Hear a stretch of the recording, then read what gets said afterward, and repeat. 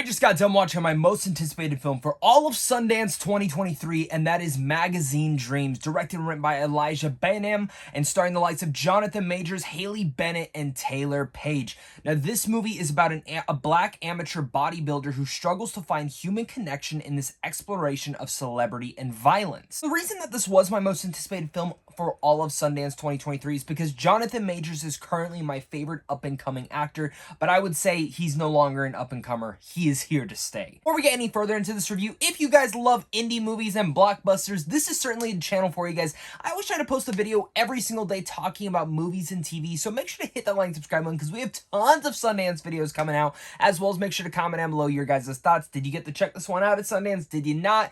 Are you excited for it? Let's talk about it. Going into this movie, I did not know the lengths that this movie was going to go into. The lengths of like uncomfortability, darkness, intensity. This is a movie that I was expecting more of a dramatic film about a guy who's just dealing with the bodybuilding world. But what I actually got was a movie that is part Taxi Driver, part Whiplash, and all centered around there is a character study about one man and mental illness and even his obsession to be the best. This is one of those things where I was truly shocked by this because Elijah's last film that he did called Hot Summer Nights didn't really fit all the criterias that I really wanted from that movie, and I found myself to be a little bit disappointed in that film. So Magazine Dreams, him coming into here, this is a completely different depiction of what I even expected this movie to be, and that was the better way for it all. I can see a lot of people not liking this movie, specifically because of how dark and intense it can get, and the lengths that it does go, and plus it is a 2-hour movie,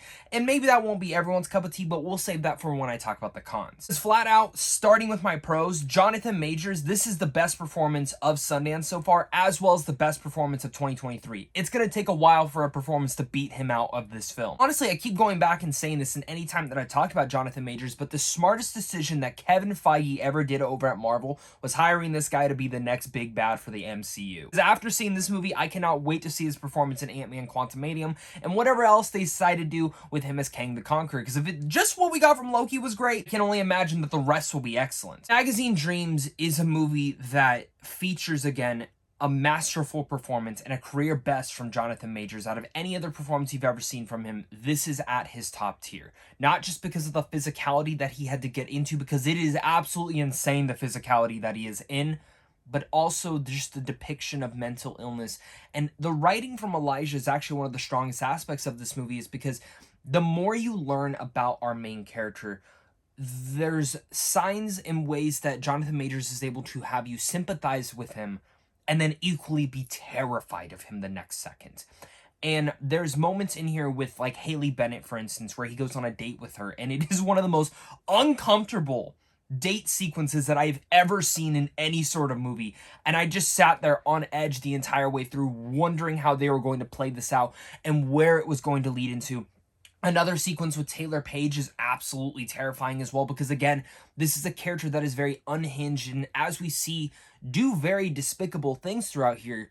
But Jonathan Majors always happens to have a twist or a turn that makes you sympathize with this character and kind of the abusion that this marketplace of bodybuilding is actually doing to one man, as well as the toxic masculinity that centers around that entire community and can really much affect one man's mental illness. He was already not all great when we meet him, but as the film progresses, it gets worse and worse. And again, this movie becomes very much more of a nightmare-fueled drama than anything else. Something else I really want to praise in here is actually the cinematography and the score. Every little bit of this is storytelling at its finest and adds to all the different layers that Elijah is trying to go throughout within this film. I think when it comes down to character studies about mental illness and a character like this, such as something that we've seen in Taxi Driver, Joker, there are times where you can, you have to follow a straight line, and sometimes when that line's broken, you got to be very careful because you want the audience to sympathize and be with this character and maybe even hate him at times for what he's been doing, but you got to teeter-totter it right, because if you don't, you can make a movie where everyone will hate the character.